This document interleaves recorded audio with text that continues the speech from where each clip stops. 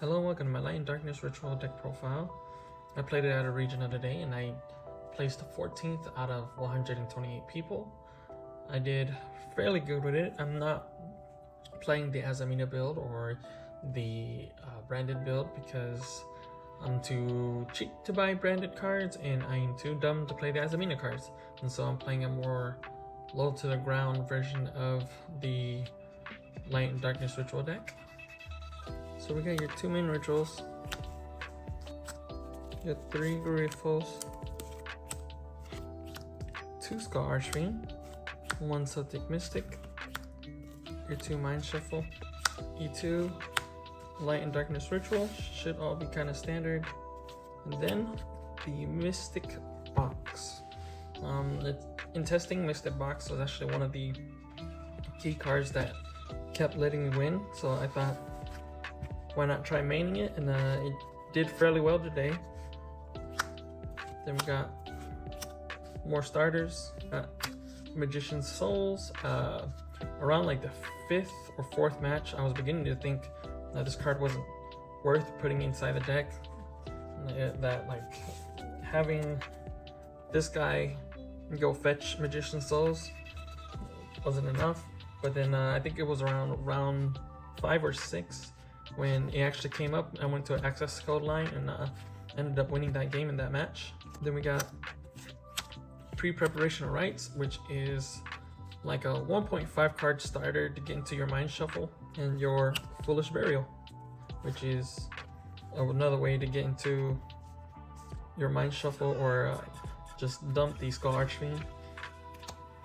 So I played your standard 3 Ash Blossoms, and then I played 3 Perulias because with the Light and Darkness Ritual deck being more represented, I figured that Perulia would be a better card to start with, and it's not really bad to even shotgun on draw phase most of the time.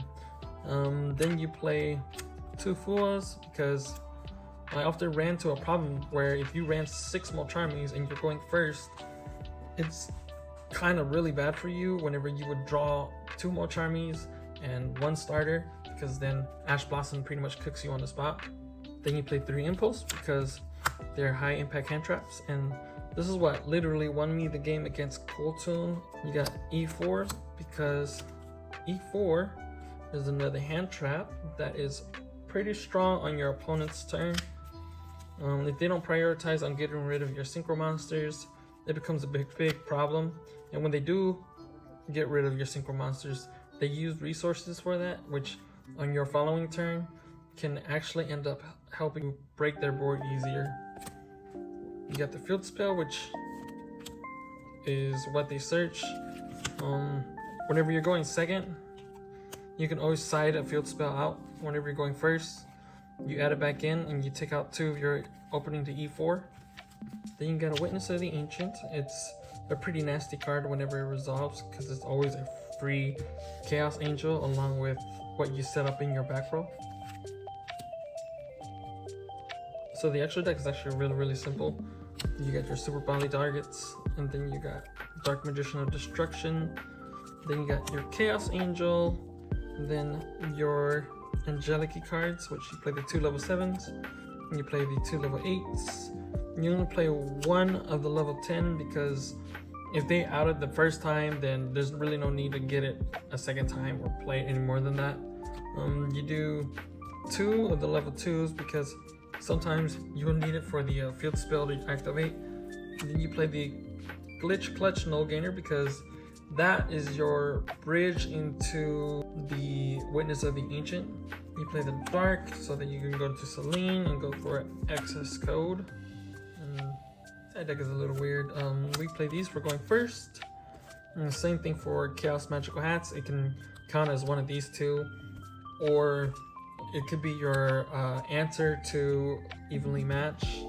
We also play the second Chaos Mystical Box because it's pretty decent, especially when your opponent knows that they have to target your ritual monsters in order to beat them. And that's when this card actually comes in really clutch.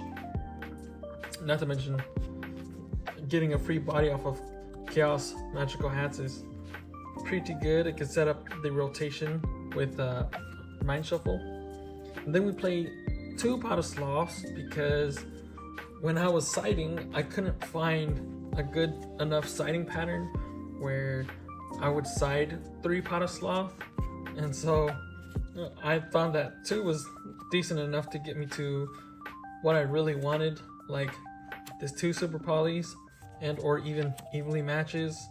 You also got your Lava Golems and your Sphere modes to punish people who play extremely heavy combo decks. And then you got the all-powerful Drone Lockbird.